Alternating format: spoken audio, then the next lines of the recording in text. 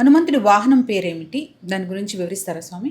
హనుమంతుని వారికి ప్రత్యేకంగా గరుడ వాహనము, గజ వాహనము, అలాగే సింహవాహనము అని చెప్పేసి ఎన్నో వాహనాలు చెప్తారు. కానీ అందులో ప్రత్యేకంగా ఒంటె వాహనము స్వామివారికి చాలా ప్రత్యేకం. పంప సరోవరము వద్ద ఆ హనుమంతుల వారు నివసించే సమయంలో తాను ఆ శిఖరాన్నంతా కూడా తాను ప్రదక్షిణంగా తిరుగుతూ ఉండేవారంట. అలా తిరుగుతున్నటువంటి సమయంలో ఆయనకు నడవడానికి ఇసుక ప్రాంతం, అదంతా ఇసుకలో నడవడానికి ఆయనకు ఇబ్బందిగా ఉన్నప్పుడు ఆ అరణ్యంలో ఉన్నటువంటి ఎన్నో జంతువులు వచ్చి స్వామి మీకు వాహనంగా ఉంటామని చెప్పేసి అడుగుతాయంట. అడిగితే ఆ స్వామివారు ఏ దానికి ఒప్పుకోరంట. కానీ అక్కడనే ఉన్నటువంటి ఒక ఒంటె స్వరూపంలో నందీశ్వరుడు వచ్చాడని చెప్పడం జరుగుతుంది. ఎందుకంటే ఎక్కడ వెళ్ళినా కానీ సరే శివ స్వరూపంగా ఉన్నందున నందీశ్వరుడు కూడా పార్వతీమాత లాగానే స్వామి నేను కూడా మీ వెంబడి వస్తానంటే వద్దు, నేను వానర స్వరూపంలో వెళ్తున్నాను, అవసరం లేదు అని చెప్పినా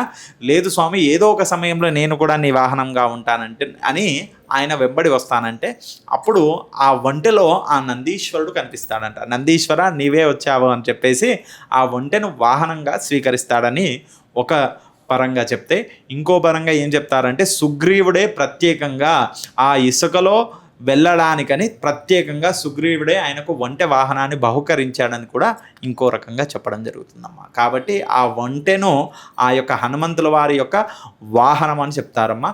ఆ ఒంటెకు ప్రత్యేకమైనటువంటి పేరు కూడా ఉందమ్మా. ఆ ఒంటె యొక్క పేరు వచ్చేసి పులన జవుడు అమ్మ. ఆ పులన జవుడు అనే పేరుతో ఆ ఒంటెను పిలవడం జరుగుతుంది. ఎందుకంటే పులన జవుడు అంటే ఇసుకలో తొందరగా నడిచేటటువంటిది ఒంటె. దాని పేరే సంస్కృతంలో పులన జవుడు అని చెప్పేసి చెప్పడం జరుగుతుంది. అలా పులన జవుడు అని చెప్పడం. అలాగే మనకు ఆంజనేయ స్వామికి ఎవరైనా పూజించినటువంటి మాలలు కానీ, తులసి మాల కానీ లేదా తమలపాకు మాల కానీ ఇంకా ఏవైనా పూలతో కానీ అర్చించినటువంటి నిర్మాల్యం ఏదైతే ఉందో ఆ నిర్మాల్యాన్ని ప్రత్యేకంగా ఆ పులన జవుడి పైన అనగా ఆ ఒంటె పైన పెట్టి దాన్ని తీసేస్తే వారికి మంచి బుద్ధి, సద్బుద్ధి, సత్ప్రవర్తనను కలుగుతాయి. అలాగే ఏదైనా కోరికతో ఉన్నవారైతే ఆ కోరిక కూడా చాలా తొందరగా నెరవేరుతుందని చెప్పేసి ఈ యొక్క ఒంటె పైన ఆ నిర్మాల్యాన్ని పెట్టి ఆ స్వామివారిని నమస్కరించుకోవాలంట. అలా చేస్తే వారికి తొందరగా కోరిక నెరవేరుతుందని చెప్పడం జరుగుతుంది. హనుమంతుడు